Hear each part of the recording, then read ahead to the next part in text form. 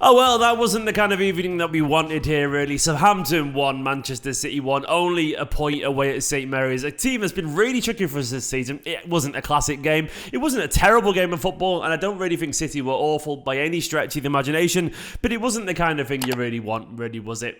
Not the best, but we will dive and go through this game. First, though, I want to talk about OneFootball. Please do me a massive favour. Please give me a little bit of joy after that disappointing performance. And download OneFootball right now by clicking the link in the description below and getting the best football app on the market. It costs absolutely nothing. You get all your Manchester City stats and information, and you would have got all the Alvarez news sent straight to your phone yesterday if you had it. And don't forget as well, you can scan that QR code next to my face. It helps support the channel as well, which would be really, really appreciated if you don't mind. So go and download that.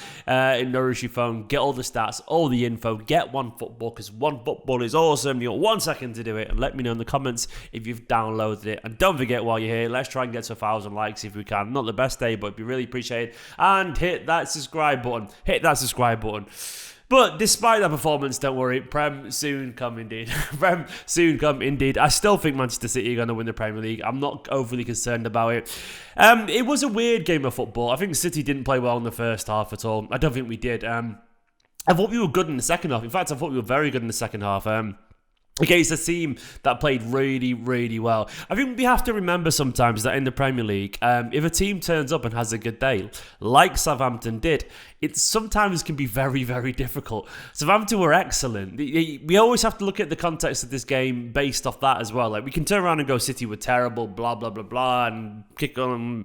But sometimes you can only be as good as the opposition lets you. And even though City didn't have the best performance today, I still think a large part of what the end result was because Southampton played well. So I'll give them the credit for that. They defended like their lives were up for it. And Salasu, for example, Salasu, good song fair to Southampton fans. I thought he had an excellent game. And when you got a fullback who's never scored before, I'm pretty certain he hasn't, scores a goal of that quality that early on, it's going to be one of those days. And it's credit to the players. I thought in the second half, City were really, really good. Like, genuinely good. The energy, the determination, the work rate. We couldn't quite get the winner, but I genuinely think City were excellent in the second half. They were as good as they were in the second half, as bad as they were in the first half, if that makes sense. So overall, I felt the performance was kind of just okay. I think it was okay. I don't think it was a bad performance. I think it's easy to go, oh, we dropped points, therefore it must be a bad performance.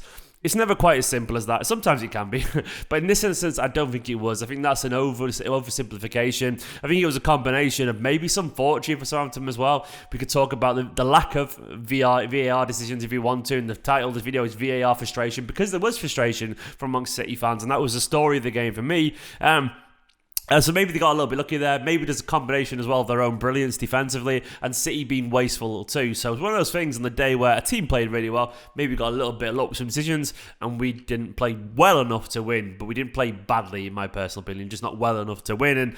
And that's the distinction I would make. Now, obviously, it's fine. We've won 12 games in a row prior to this. It's tempting to throw the baby out with the bathwater and kick off and moan and go, what did we do wrong? And all this kind of stuff. And of course, introspection is always appreciated and necessary, but it's also worth remembering that they're a good side, man. They're a good side who know how to play against this Manchester City side, and we're up for this and gave us a hell of a game. And it's also worth remembering that at some point you are going to drop points. You can't win every game in a row, but thankfully, because we won 12 in a row, even if Liverpool win their both good games in hand, they're only 6 points behind us. It's a glimmer of hope for them. It asks an awful lot for them to still turn that around, win all those games in a row, and us to drop even more points. I didn't see anything today to suggest that Manchester City will drop loads more points. I didn't. I saw a Manchester City performance that would 9 times out of 10 win most games. Even though we didn't play that well, we honestly would have won that more often than not. But Southampton had an excellent game. Most teams will not be able to live with the level of pressure that City gave today. So essentially what I'm saying is just one of those days, man. I still think we'll be fine. I still think we'll be Brentford, Norwich and so on. And I think the 12 previous wins in a row are proof of that, really. One slow day in the office, but that can happen to anyone. They are only human after all. And weirdly, I do think the big gap in the games probably didn't help either. We're not used to playing this few games in a few weeks. So I think City maybe had a little bit less rhythm. I don't think there's a lack of effort or anything like that. I think it was just one of those days, unfortunately. Let's get to the VAR. The first half, there possibly could have been a red, maybe. Who was it? I can't remember who it was now, but there was a slightly high foot was it? I've forgotten who it was. I apologise. But there was a decent call in the first half. I could have saw the claims for that. The second red card, claim, in my opinion, it was a red card. Some people said he only grazed him, but I still think it was a high foot and dangerous, and personally, absolutely reckless. Look, I understand when people said it's like a strong yellow. I get that, but I still think that you got a very good chance given the modern interpretations of that being a red card. So I would say Southampton possibly got lucky there. I think they probably did get lucky. Was it a penalty? Some people think it was.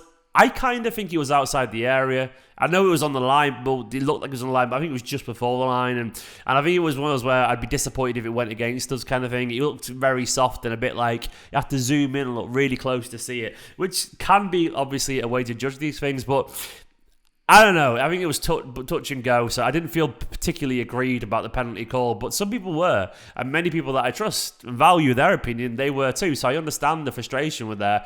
But either way, the VAR thing, I guess the inconsistencies is what bugs people at times, because, John Stones got sent off for the identical challenge last season. I think it was against Leeds, wasn't it? So this felt frustrating that we didn't get this today. So it was frustrating. It was. And I guess it's a lack of consistency and the fact that certain situations always seem to be different than others, regardless of the outcome. The outcome is always different regardless of how similar they are. And it's just very frustrating at times. But that is football, and we're always going to have... This is why I was never really in favour of VAR in the first place, because I don't think it adds enough quality decision-making to make up for the interruption of the game, if that makes sense. I don't think the referees got better because of it, and all we've got is the game being a little bit slower and more controversial. And if anything, it's more frustrating because you feel like they've got the tools to get things right, but they still don't anyway. So that's why I find it frustrating personally. But that's what it is. In terms of performances, the positive for me was probably Kevin De Bruyne. I thought KDB was absolutely everywhere. I really like seeing his energy. It was the most lively I've seen KDB for a while. I don't think he had his best technical performance, though he did, of course, get the assist for Laporte. But I think in terms of his general desire and work rate, it's the fittest I've seen him look for a while. He was genuinely running and working. I think a lot of people around him. I actually thought Grealish had a pretty decent game as a false nine linking up play. And that's my controversial take. I think he did. I thought Foden was alright. Didn't really come off for him today, Foden. He worked and possibly was a little bit culpable for the first goal when he stopped tracking Walker Peters' run, which is a bit of a shame. And he was notably better running in the second half, which will, of course, be a pep factor. He would have got up his arse about that. That sounds awful. Never mind, we'll move on. He would have been annoyed with it, basically, and I think we saw more. Sterling had a stinker. Sometimes you have those days, but I think I saw people moaning about Sterling immediately. Are we forgetting that he's been excellent recently? Player of the month, of course, and he was poor today. But I'm not. That doesn't undo a very good upturn in form for me personally. It can happen to anyone. And Sterling is very perceptible for those kind of days. Personally, everyone is entitled to a bad day. And just because it's Sterling, it doesn't mean he isn't as well, given his recent form. So we need to remember that. Jesus did have a good impact when he came on. Who else? I thought Bernardo was relatively quiet. Rodri, fine. It helped us control possession an awful lot.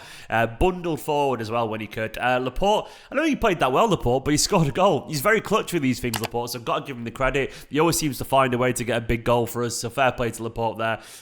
Walker fine. Cancelo not at his very best today. And Ederson, some people said he was susceptible to the goal. I didn't really see that personally, but maybe he would have been. Overall, though, he's one of those performances that you just kind of have to accept will happen every now and then. The Premier League, when a team really wants it and turns up, it's very hard to get anything from this. For me, though, I am not concerned. How many games have we got left now? Let's have a look. Premier League table...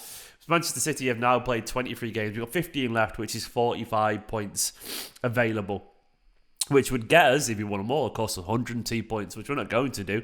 But I think we'll be okay. I think we'll be all right. Liverpool, of course, currently 12 points behind us. They've got 2 games in hand. Our next fixtures, we've got a bit of a break now, haven't we? It's the 5th.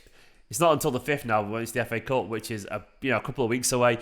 So we'll have a bit of a rest, of course. And then after that, we've got Brentford and Norwich as well. So Norwich, then Spurs at home, and then Everton away. Everton, who knows what they'll be at that point. And of course, you've got the Manchester Derby in March as well. And Liverpool's fixtures, let me get them up on screen right now. Liverpool's fixtures aren't exactly easy, Palace away tomorrow is not an easy game. It could be as very difficult as this one could be. They've got history there. Of course, then they've got Leicester at home. There's potential point shopping there. They'll probably beat Leicester, but there is potential.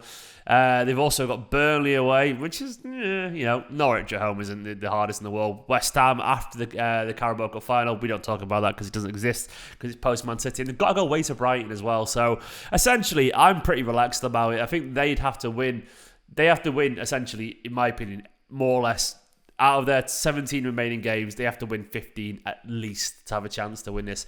I can't see Liverpool winning 15 games personally. I don't think the form has been anywhere near good enough. And maybe I'm wrong, maybe I'm being naive, but I don't think I am. I'm thinking about it mathematically. We're 13 ahead of Chelsea. They're miles behind. Liverpool have got a slight chance, but I think they've dropped too many points already, so we'll have to see how it goes. For me, though, it is one of those days. Sometimes you've got to brush yourself off, pick yourself up, and just crack on, because that is football. Southampton, a good side, they played well. We didn't play well enough, didn't play terribly. Just one of those days, and people had bad performances, but that's also a very normal thing in football. We move. We'll be all right. Hit that subscribe button, guys. Thanks for watching this video. Let me know down in the comments how you're feeling. Don't forget not to overreact to this. It's one of those days. You can if you want to. Big love to all the patrons.